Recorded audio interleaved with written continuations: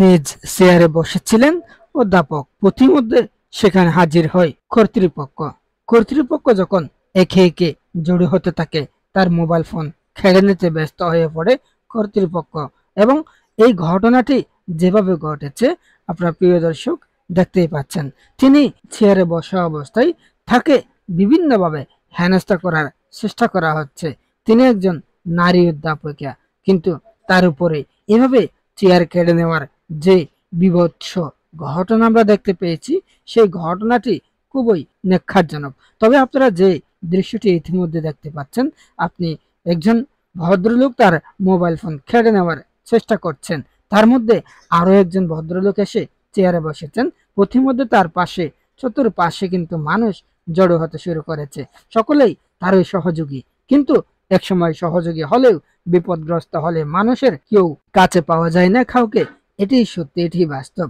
তবে এই ঘটনাটি খুবই দুঃখজনক হলেও সত্যি, তিনি কোনো না কোনো অপরাধ করেছেন। প্রিয় দর্শক, আপনাদেরকে জানানোর চেষ্টা করব তিনি আসলে কে, কেন এভাবে তাকে নিয়ে টানা হেঁচড়া শুরু করেছে। তিনি অপরাধ যদি করেই থাকেন, আইনানুগ ভাবে তাকে সরিয়ে দেওয়া উচিত ছিল। এভাবে কাউকে অপমান করা, অপদস্থ করা ঠিক হয়নি। তবে এই ঘটনাটি যারা ঘটিয়েছে তারা হয়তো আরো প্রভাবশালী হতে পারে, যেহেতু একজন অধ্যাপিকা চেয়ারে বসা অবস্থায়, তিনি কিন্তু একেবারে অসহায় অবস্থায় বসে আছে। তার চতুর্পাশে যেভাবে ছড়িয়ে ছিটিয়ে রয়েছে মানুষ, এতে তার কোনো কিছুই করার ছিল না বা থাকবেও না।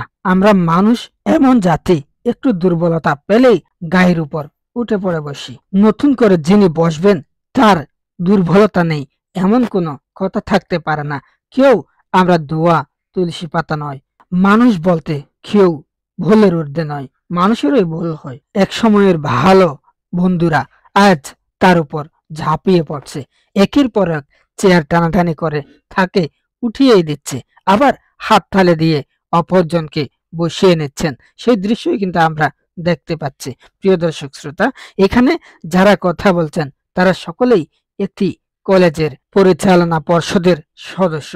তারা একের পর এক এখানে এসে বর্তমান অধ্যাপিকাকে তুলে দিয়ে নতুন করে আরেকজন নিযুক্ত করেছেন অধ্যাপিকা হিসেবে। তাকে কিন্তু চেয়ারে বসিয়ে তারা হাততালি দিয়ে তাকে বরণ করে নিয়েছেন। এখন কথা হচ্ছে, যিনি নবনিযুক্ত অধ্যাপিকা তার দোষ হবে না এমন কথা তো থাকতে পারে না। তিনিও আমার জানা মতে এভাবেই হয়তো আরো একদিন হেনস্থার শিকার হয়ে অপর অধ্যাপককে বা অধ্যাপিকাকে দায়িত্ব হস্তান্তর করতেই হবে।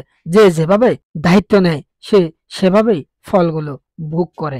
আজকের বন্ধু আগামী দিনের শত্রুও হতে পারে। প্রিয় দর্শক, সবশেষ কথা হচ্ছে, এটি একটি ভারতের স্কুলের ঘটনা, যেখানে প্রশ্নপত্র ফাঁস নিয়ে তার বিরুদ্ধে অভিযোগ উঠেছে। অভিযোগ ওঠার পরেই তাকে এভাবে হেনস্থার শিকার হতে হয়েছে। তাকে দায়িত্ব থেকে সরিয়ে দেওয়ার চেষ্টা করা হচ্ছে। আরো একজনকে অ্যাপয়েন্টমেন্ট দিয়েছেন স্কুল কর্তৃপক্ষ। শেষ পর্যন্ত যতটুকু দেখতে পেয়েছি, তাকে চেয়ার থেকে বাধ্য করে তুলে দিয়েছেন।